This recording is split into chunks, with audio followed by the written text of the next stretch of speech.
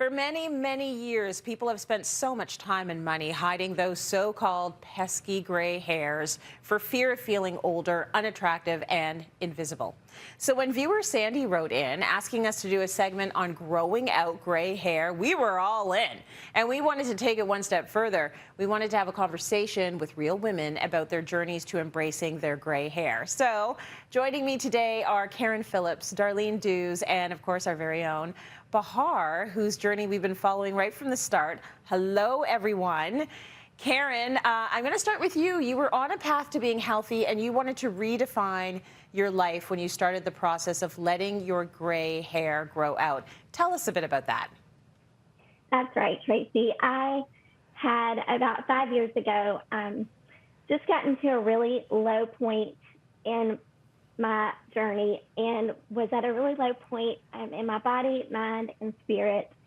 And so I had gone on this health journey just in pursuit of trying to find health and wellness, changing my mindset, and, had worked really hard to do that. And so about 3 years into this health journey, I really was thinking about growing out my silver hair. So after 2 decades of dyeing my hair, I decided to go cold turkey at the age of 44 and embrace my silver hair. My goodness, it looks gorgeous. Beautiful. Thank you so much. Yeah, Darlene, you say that you reached a stage where it was just physically impossible for you to continue coloring your hair, so you had no choice. Tell us about that. Yeah, I was dyeing my hair and it would just dye like the front part. It would look like a headband. And so finally I said, maybe I should do something more harsh that's not meant for black hair. Yeah. I went for a harsher hair dye that's meant for Caucasian or, unblack hair, basically, to be honest. And it was too much for my hair. Our textures are just different. The chemical was much harsher. And oh my God, I woke up and my pillow sham was soaked with pus. My scalp was like sopping wet, but the hair was kind of matted to my head. Ooh. My scalp had pus all over. And so I went to the emergency room and they were like, maybe we need to give you an EpiPen because the next thing is your throat's going to close up. You're allergic. And I was just like, oh, this is what you have to accept. Yeah. The universe was like, Darlene, no. No, you're going to accept your gorgeous hair and its glory, and that's that. So yeah. What a story. Yeah, an allergy there. I'm going to go to you now, Bahar. Covering one's gray hair is not specific to one culture. It is absolutely universal. Everyone does it. Why do you think we're so attached to this vanity? This is not just specific to us. It is not specific to our generation. Every single generation, as far back as you can stop and look, has had this shoved down their throat in some form or another. 24, I started to gray. And because I was watching Mom, I mimicked. And I was like, well, immediately you got to cover it up. Fast forward 10 years of covering it up. And I think my 30s were kind of my epiphany years where I started to question, why the heck am I doing certain things? Why am I doing things that either I do them and they make me unhappy, as opposed to I feel better about myself, I have more self-confidence? No, in fact, I feel like I'm constantly covering up.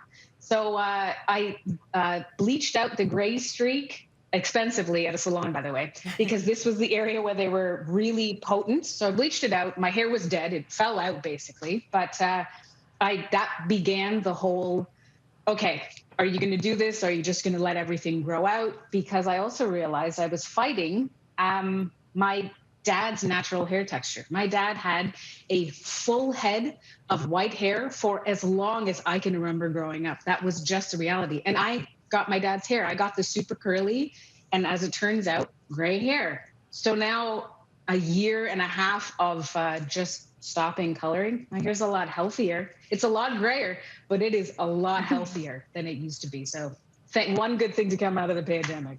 Well, and that's super important as well, right? It's about the health. And I think that all three of you have been sort of on a health journey in your own different ways. But I think fear plays a role in a lot of people not going down that road. And Karen, I'll let you speak to that. I mean, was there any fear there that kept you constantly coloring your hair? Were you worried about looking older than your age? Absolutely.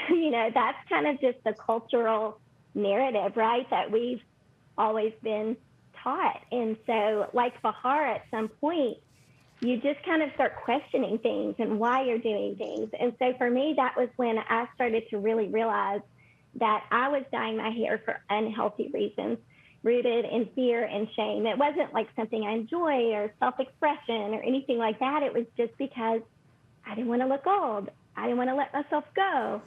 And what I came to realize is, for me, growing out my silver hair was an act of self-care. I very much saw it that way. Kind of got to the point where I didn't want to hold to that notion of looking young so tightly, because for me, I was thinking, that's not a character trait, like being loving or kind or honest. And I didn't want to hold to that, just because culture said I needed to fit in this box to be beautiful.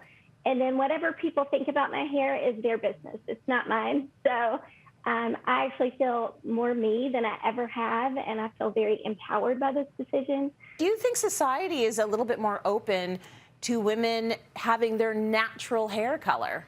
I think it's a 50-50. I say that because I'm in the film industry, and my manager tells me, you get passed over so many auditions because of that gray hair. If you put a wig on, you would get sent out so much. I'm 41. I started getting gray hair in the 4th grade.